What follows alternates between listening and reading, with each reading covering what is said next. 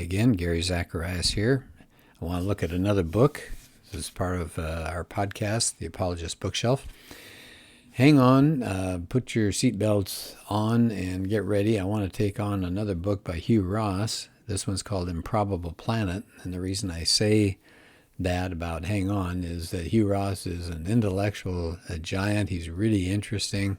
He is on the cutting edge of what's going on in the world of science when it comes to connecting with Christianity. And this book, I've done a podcast on it before. It's subtitled How Earth Became Humanity's Home. So it's kind of the background of how the Earth came about. And you'll see that over and over again, there had to be some special, unique features that only an intelligent, incredibly intelligent, powerful being could bring about for us to be here. So I'm going to take chapter 5. It's called Site Preparations. And he said the first 740 million years of our solar system's history, it was a hazardous place to be. They called it the Hadean period, referring to Hades. There were asteroids and comets smashing into the Earth, and if you take a look at the early, the inner planets, Mercury, Venus, Earth, and Mars, you can see they'd just been peppered. And there were all sorts of violent solar flares and solar bursts of all sorts of X-ray and ultraviolet radiation, but it actually enhanced the possibility for future life. So I think that's interesting. What else was going on is you have these gas giants forming way out beyond the Earth, way out beyond Mars. And they're finding out now that if you have these big monster planets way out there, they protect the inner planets from taking too many destructive hits from these asteroids and comets. And they have actually migrated. They're kind of a fence to protect us, but they've influenced the mass of the Earth, the distance from the sun, some of the orbital features. And then you have to have an asteroid belt out beyond the Earth. If you don't have any, that's bad. If you have a huge one, it would just smash into the Earth all the time, some of the asteroids. So that has to be right. And then Ross spends some time in this chapter on a moon-forming event. So he says at this point, what you have is the Earth has way too much water and too thick an atmosphere to have advanced life. And it doesn't have enough various heavy metals and radioisotopes that would drive plate tectonics and give us a magnetic field. So now, he says, if you want this planet to become a dwelling for people and plants and animals, something's got to change dramatically. So what happened? He said researchers puzzling over it began to see a connection with another mystery. How did Earth end up with this big satellite of ours, the moon? He says if you compare it to the mass of the planet, the moon is 50 times larger than any other moon in the solar system. And our moon orbits a lot closer than any large satellite ever discovered. So a lot of people are scratching their heads. But they've been doing a lot of ongoing research and using dynamic models and trying to figure out where'd the moon come from and to have the kind of qualities that it has now. And it says current models. Okay, so what are they coming up with? A just right impactor. Some other body smashed the Earth with just the right timing, just the right angle, and just the right velocity for the moon to form. And he says astronomers call this impactor Theia, Theia. And so he shows what went on as far as using computers to figure out the angle and how the moon smashed into, or the objects smashed into the Earth and created the moon. So now what? What do you end up with? So he says this was an intricately layered sequence of coincidence. Well, we wouldn't call it coincidences, but he said a lot of scientists do, that happened to prepare Earth for life, advanced life. So he says, here's what the collision accomplished, right? So it's not just smash, bang, and there you go, you got a mess. No, you don't have a mess. It says the collision replaced that thick atmosphere. And what it did then left in place a thinner atmosphere with just the right chemical composition so it could trap heat. It would have some a little bit of transparency so you could get photosynthesis. It ended up with the right air pressure so people could operate, with lungs and all. Number two, it changed the Earth's mass and density, so the Earth was able to retain, thanks to its gravity, a large quantity of water vapor for billions of years, but not too large. Number 3, it increased iron in the Earth's core. So that's what you need to have a strong, enduring magnetic field to shield the Earth later from deadly cosmic rays and solar X-rays, and to prevent the Earth's atmosphere from just sputtering away like it's done on Mars. What else happened thanks to this object smashing into the Earth and creating the moon? Well, the collision delivered iron and other critical elements to Earth's core and the mantle just right so that you could produce long-lasting continent-building plate tectonics that would be just right for life. What else? Well, that quantity of iron that came thanks to the collision was just right to support ocean-dwelling phytoplankton. And, of course, in turn, that helped support the entire food chain in the ocean and provided oxygen for advanced terrestrial life. What else did that collision do? The Earth's interior was salted with some long-lasting radioisotopes. Why is that useful? Well, you get a lot of heat from that, and that drove Earth's tectonic activity and volcanism, which is necessary. It recycles material up to the surface that can be used. What else did it do? So we're going on and on. Those are 6 points. We got 3 to go. Because of that collision, Earth's crust and upper mantle layers were peppered with just the right quantities of other chemicals so that it wasn't enough to poison later life, but it sustained plants and animals and allowed eventually a global high technology civilization. What else? That collision produced a moon with just enough mass to stabilize our rotation and the tilt of the axis so to protect us from rapid and extreme climatic variations. What else? It slowed the Earth's rotation rate to a life-sustaining level. He says even the exact diameter and distance from the Earth was beneficial. So those are just some of the things that have happened. He says the Earth retained all sorts of volatiles as the accretion from the rest of the creation of the solar system happened. It said, let me skip ahead here.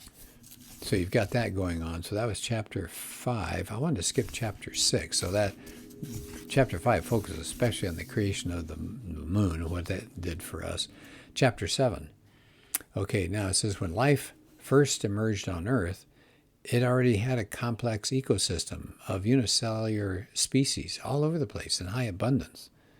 And so it says NASA scientists have been saying you need rock and you need liquid water, and that's how you get extraterrestrial life. That's all you need. And that's why they're looking all over the solar system now and all over the universe for this follow the water strategy. So you start hearing things like that. They're going to go to Europa, one of the moons of Jupiter, and because there's ice there, there's water there, and they're hoping to find life.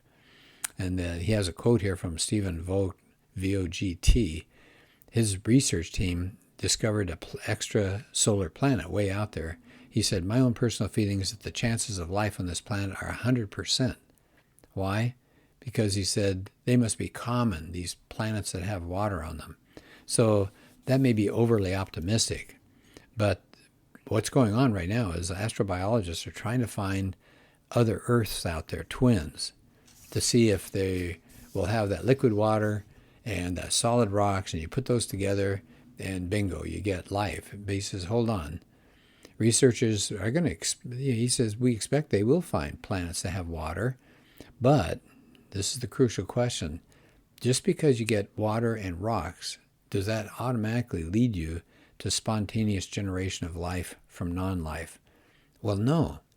And one reason is that you have to have a habitable zone for that planet. It's not just enough for what the planet has in it. It's where is that planet located? It's got to be a particular region around a star where life could be possible. And he said, now they're finding out it's not just one habitable zone, it's a lot of them. These things have to all happen if you're going to get life.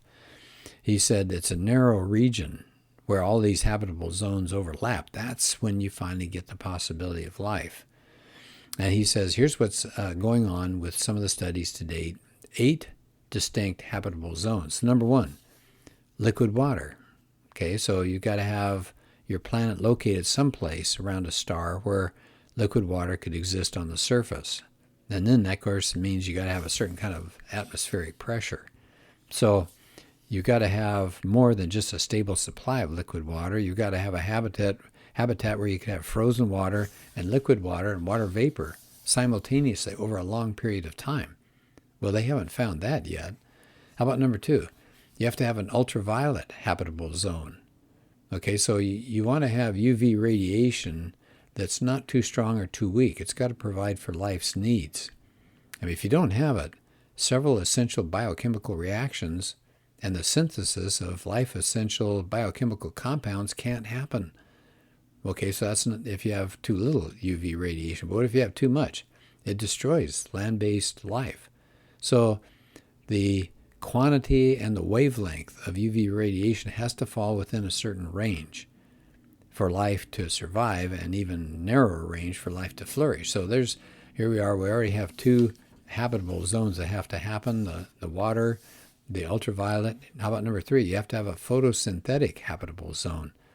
If you don't have photosynthesis capability, then large-bodied, warm-blooded animals would not be possible. So there's that. How about another habitable zone, the ozone habitable zone?